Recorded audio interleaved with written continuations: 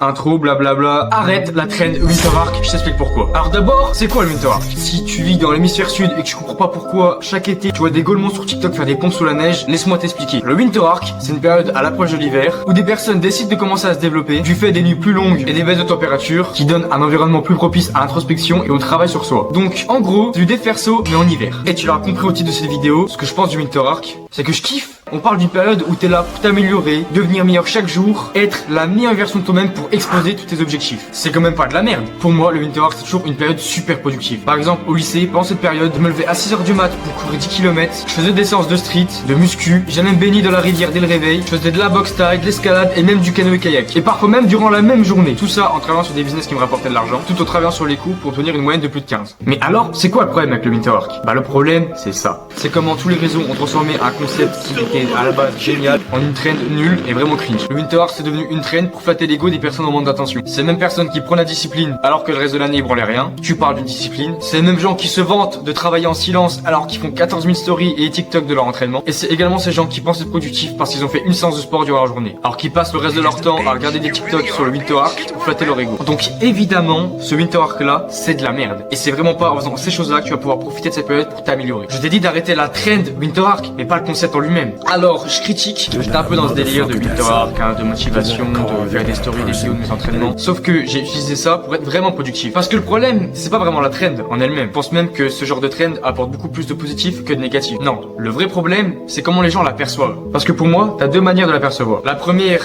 c'est soit tu la prends comme un élan de motivation qui, couplé avec beaucoup de rigueur et discipline, et d'une réelle volonté de réussir, va te permettre vraiment de radicalement t'améliorer et d'exploser tous tes objectifs. C'est la manière dont moi je l'ai perçu. Et la seconde manière, c'est comment 95% des gens l'aperçoivent juste comme un boost de motivation. Et je peux vous donner un exemple très simple. Au lycée, à l'internat, j'avais un pote dans ma chambre. Il s'appelait Célestin, je balance son blase, je m'en fous. Et cet enculé, dès septembre, il regardait tout le temps des vidéos Winter Arc. Et ça avait commencé à le motiver à se développer et à faire du sport. Donc il disait tout le temps, let's go Winter Arc. Allez, on va au sport les gars, Winter Arc mentality. À la fin de l'hiver, objectif Toji. Je sais pas c'est qui Toji, mais il disait ça.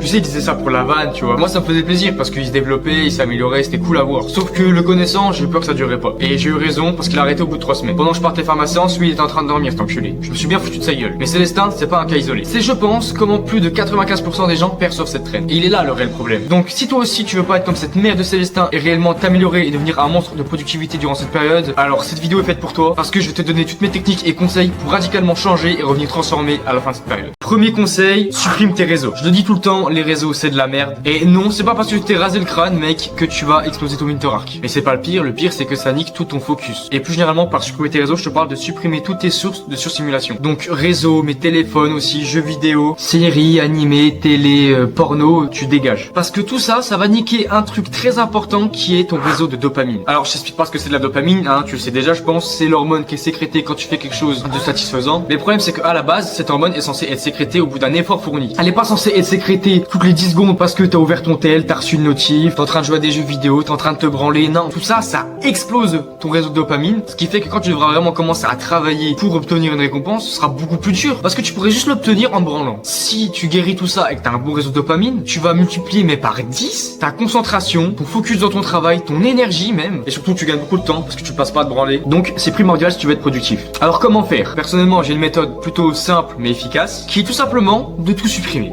Je passais trop de temps sur les réseaux, je les ai supprimés. Je passais trop de temps à regarder mon tel, je l'ai plus avec moi. Mais la play c'est pareil, enlevé, la télé aussi, le porno c'est bloqué, j'ai juste tout retiré. Et si tu trouves que c'est trop radical, mec, j'ai juste demandé de supprimer une appli sur ton téléphone, calme-toi. Je rappelle que t'es là pour changer ta vie. Pas de mettre ton téléphone en noir et blanc pour réduire ton temps d'écran de 1/10. Alors j'avoue que si tu souffres de certaines formes d'addiction sur les réseaux, ton téléphone, le porno, ce qui est de plus en plus fréquent dans la société, tout arrêter du jour au lendemain, c'est probablement pas la meilleure solution. Tu peux essayer, ça te coûte rien d'essayer. Il faut utiliser d'autres méthodes qui sont plus adaptées à certaines personnes, mais ça mériterait une vidéo entière. Donc si tu veux une vidéo sur ça, tu peux mettre un commentaire. Donc bref, on passe à la suite. Deuxième conseil, écrire ses objectifs.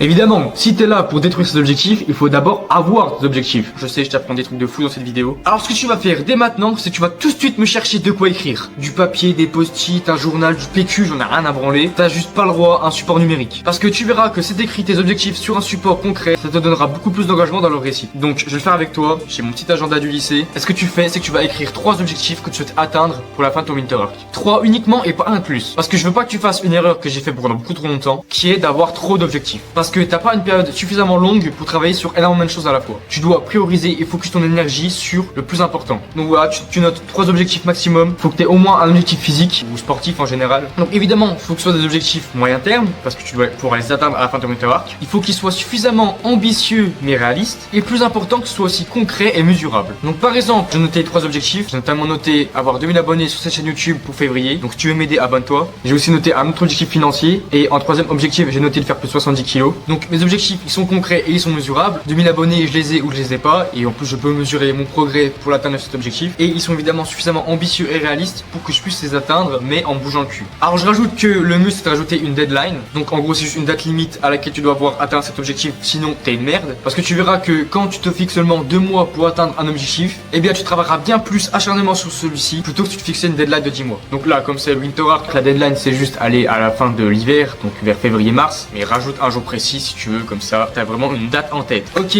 3e conseil, se lever tôt. C'est littéralement la 3e vidéo où je te dis que te lever tôt c'est un cheat code. Est-ce que j'ai encore besoin de te le rappeler?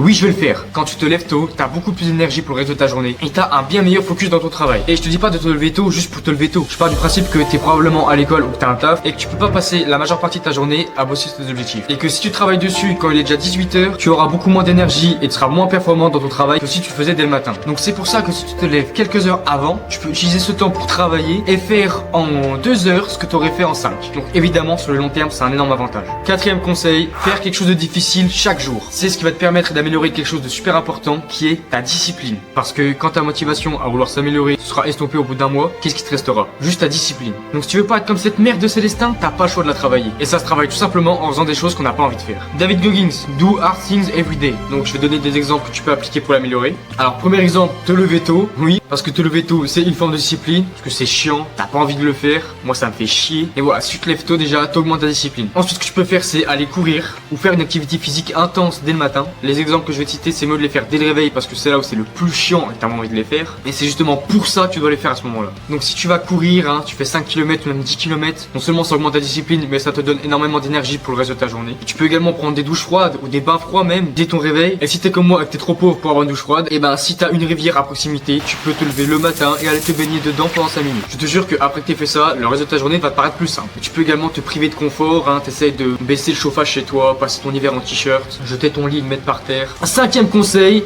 faire une activité physique chaque jour. Évidemment, le Winter Arc, c'est aussi s'améliorer, se transformer physiquement. Donc je t'oblige chaque jour à avoir au minimum une activité physique. Ça peut être ce que tu veux. Si tu veux améliorer ton cardio, ça peut être courir. Si tu veux améliorer ton physique, ça pourrait être aller à la salle. Ou également d'autres sports, si tu veux, je sais pas, apprendre l'escalade, ce que tu veux. Ou la boxe même. Le but juste, c'est que tu sois en mouvement. Et c'est également ce qui améliorera ta discipline. Parce que comme il fait nuit à 16h et qu'il fait moins 10, évidemment, t'as pas envie de sortir faire du sport. Mais c'est justement parce que t'as pas envie de le faire que tu dois le faire. Et c'est comme ça que tu mets une vitesse à tout le monde. Et non, ne t'inquiète pas, c'est pas parce que tu fais du sport tous les jours que tu vas être en surentraînement et que tu vas mourir. Donc non, évidemment, si tu t'entraînes pas comme un débile, tu risques pas de te blesser. Tu peux très bien faire du sport tous les jours, mais faire du sport intelligemment. T'as pas besoin de travailler les pecs tous les jours. Tu peux les travailler tous les 4 jours et faire d'autres parties du corps entre temps. C'est pas un problème. Donc voilà, fais du sport. 6e conseil, ou 5e, je sais plus, s'isoler. Parce que ton environnement social, il aura une énorme influence sur toi et ta productivité. Je rappelle qu'on est la moyenne des 5 personnes qu'on fréquente le plus. Donc à part si tous tes potes c'est des goats ultimes qui veulent que ton bien et te pousser vers le haut, et j'en doute franchement, et bah je pense que le mieux pour toi c'est de passer cette période seule. Je pense même que c'est nécessaire à partir du moment où tu veux travailler sur des grands objectifs, quelque chose qui te tient à cœur, t'auras pas d'autre choix que de t'isoler à un certain moment. Évidemment, s'isoler c'est pas juste voir personne, c'est aussi ne pas être sur les réseaux, ne pas parler aux gens même sur internet. Faut vraiment être seul. Parce que être seul, ça va te permettre d'en apprendre plus sur toi-même, de savoir ce que tu veux vraiment faire, et aussi ça va juste décupler ta productivité. Quand j'étais à l'internat au lycée, j'avais fait toute ma seconde avec les potes de ma chambre, et quand je suis arrivé en première, j'étais dans un autre internat et dans une autre classe. J'étais tout seul et j'étais pas trop du genre à sociabiliser non plus. Donc je voyais quasiment plus mes potes. Et pourtant, je n'ai jamais été autant productif. Tout simplement parce que dès que j'entrais dans ma chambre, bah j'avais plus mes potes, donc je commençais à travailler et je m'arrêtais pas. Et je faisais que ça. Et c'était pas des mauvais potes, non, franchement, c'était des bons potes, tu vois, on s'entendait bien et tout. Mais juste, je savais que le moment que je passais à rigoler avec eux, bah je pouvais pas le passer à travailler. Mais il y a un moment, tu devras prioriser le travail sur tes potes si tu veux vraiment radicalement changer ta vie. Je te dis pas de faire le mec cringe à dire ouais les gars, je suis dans mon Winter, je vous parle plus. Non, sois pas un bouffon. Juste t'explique que t'as envie de bosser sur des objectifs qui tiennent à cœur et que donc tu devras passer moins de temps avec eux. Et s'ils n'acceptent pas, coup de balayette et tu dégages. Bref, On arrive au dernier conseil et qui est détruis ton ego. L'ego, c'est évidemment le pire ennemi de l'amélioration. Ne te pense pas meilleur que les autres parce que tu fais ton Winter Arc. Non, vraiment pas. T'es meilleur que personne, mec. Vraiment, l'ego, c'est ce qui va le plus te freiner dans ton amélioration. Parce que si tu te penses meilleur que les autres, tu vas pas vraiment chercher à t'améliorer. Alors que si au contraire, tu penses pas être le meilleur, mais que tu veux le devenir, c'est là que tu vas mettre les efforts. Les périodes où j'ai de l'ego, et ça arrive, c'est pas des périodes où je fais beaucoup de progrès, voire même je stagne ou même je régresse. Les périodes où j'ai le plus de croissance pour moi, c'est des périodes où mon ego est totalement détruit. Par exemple, quand j'ai commencé à faire de la boxe taille, je m'entraînais un peu avant avec des potes vite fait en solo. J'étais pas exceptionnel, mais je me débrouillais pas trop mal. Et du coup, j'avais un peu cet ego au fond de moi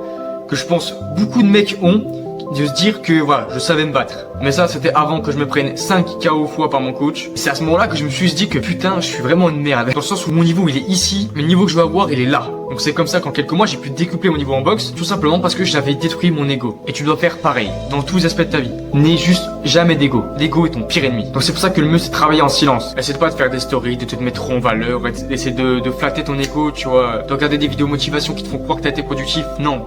Ne fais pas ça, vraiment. Travaille en silence et laisse les résultats parler à ta place. Donc voilà, je t'ai donné toutes mes techniques et conseils pour exploser tes objectifs durant ton Winter Arc. J'espère que la vidéo t'aura plu. Si c'est le cas, like, abonne-toi, comme ça j'en ferai d'autres. Dis-moi en commentaire ce que tu fais pendant ton Winter Arc. Partage la vidéo à un mec comme Célestin pour lui dire que c'est une merde. Oublie pas tes objectifs. Et sur ce les gars, n'oubliez pas, objectif Toji.